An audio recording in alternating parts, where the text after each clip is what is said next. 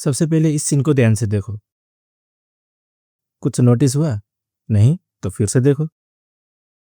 अभी भी नहीं हुआ? चलो आगे बताता हूँ।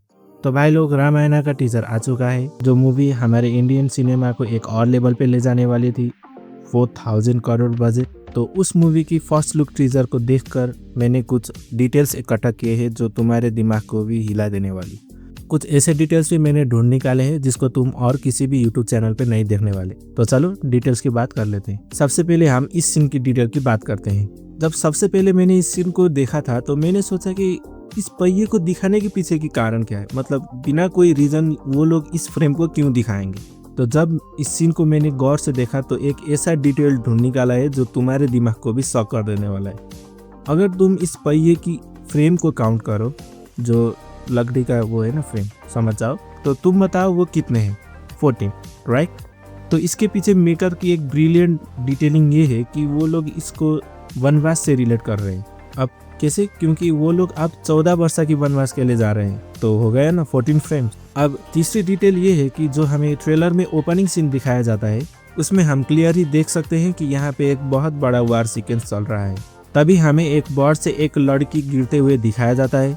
अगर हम उसे गौर से देखें तो यहाँ पे राक्षस और सुपर ह्यूमन के बीच लड़ाई दिखाई दे रही है। अगर तुम लोग सुपर ह्यूमंस की ड्रेस को नोटिस करो तो ये रिजेंबल करता है इंद्रलोक से, क्योंकि इंद्रलोक को व्हाइट कलर से रिजेंबल किया जाता है, जो कि स्वर्ग के राजा इंद्र का शहर है। मूवी में ये सीक्वल तब की दिखाई जा सकती है जब रावण इंद्रलोक पे कब्जा करने के लिए हमला करेगा। ये बात हमें फर्स्ट सीन से भी प्रूव हो जाता है, जहाँ पूरा एरिया व्हाइट क्रिस्टल अपीयरेंस में दिखाया जाता है।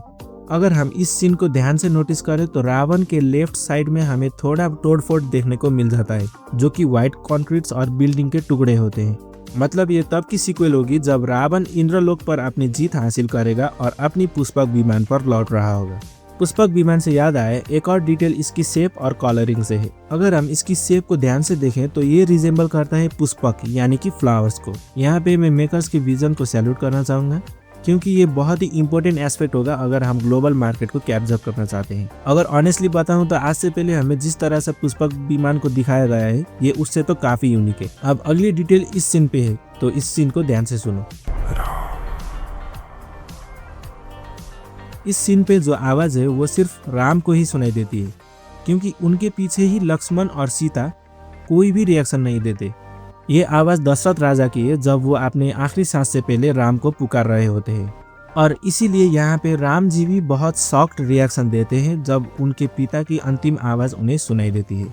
अब अगली डिटेल की बात करें तो तुम लोग इस सीन के साइड में देखना जहाँ पे आग जल रही है, जो कि जटायु की मौत की सीन है, लेकिन असली डिटेल ये नहीं है। डिटेल ये है कि अगर हम यहाँ पे देखें तो हमें और भी बर्ड्स दिखाई देते हैं। ये सीन जटायु की फेयरवेल को रिजेंबल करता है, और ये वही सीन होगा जब से राम के कैरेक्टर का आर्क चेंज होता है और वो सीता को बचाने की ओथ लेते हैं। अब अगली डिटेल जो है वो काफी इंटरेस्टिंग है। ये सीन जब हम ट्रेलर में देखते हैं तो क्लियरली आइडेंटिफाई कर सकते हैं कि ये एक वनवास का सीक्वल है, लेकिन जहाँ दूसरे मूवीज में ये सीन काफी लाइटफुल दिखाया जाता है, यहाँ पे मैं फिर से मेकर्स की तारीफ करना चाहूंगा। जिस तरह से ये सीन में बस 2 लाइट सोर्स है, वो इम्पैक्ट ऑफ सैडनेस एकदम से दिखाई देती है।